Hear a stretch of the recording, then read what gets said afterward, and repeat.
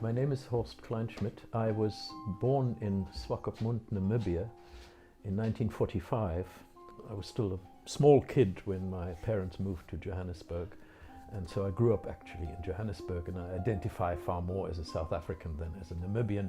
But I mention the Namibian bit because that is where my home language German stems from, and we spoke German at home, and I was also sent to the German school, and I was lucky to have had a teacher at the German school who made it his thing at the school to contradict and counter what we were taught at home politically.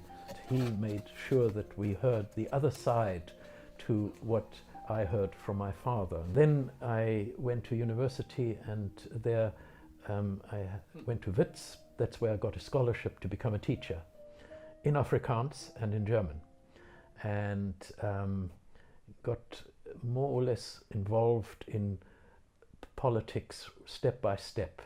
I was interested in what NUSAS, the liberal left-wing student union, was doing, and I went to listen to this in 1968 at the Wits National Conference, and there were only 3 black students.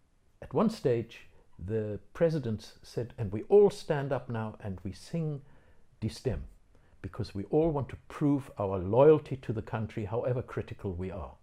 I stood up and I sang Die Stem in its English and Afrikaans version, and sat down again, except the guy opposite me, he didn't stand up. And when we sat down, he stood up and sang Nkosi Sikelel, which I'd never heard before.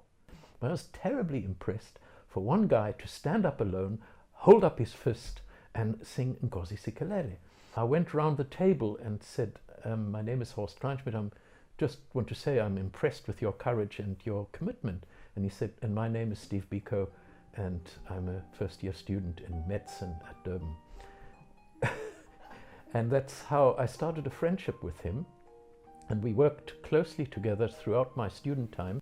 We didn't expect that South Africa would gain its democracy as early as it did. I thought it would take much longer.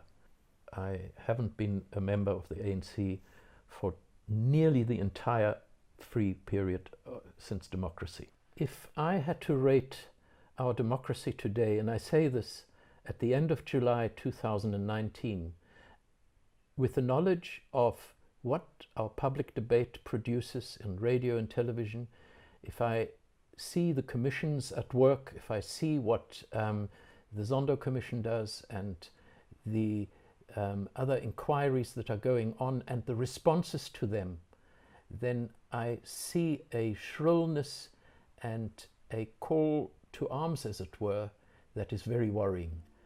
And we need to do much to allow this from festering. But for now, I will therefore call the red card, because we are at a critical crossroads in this country.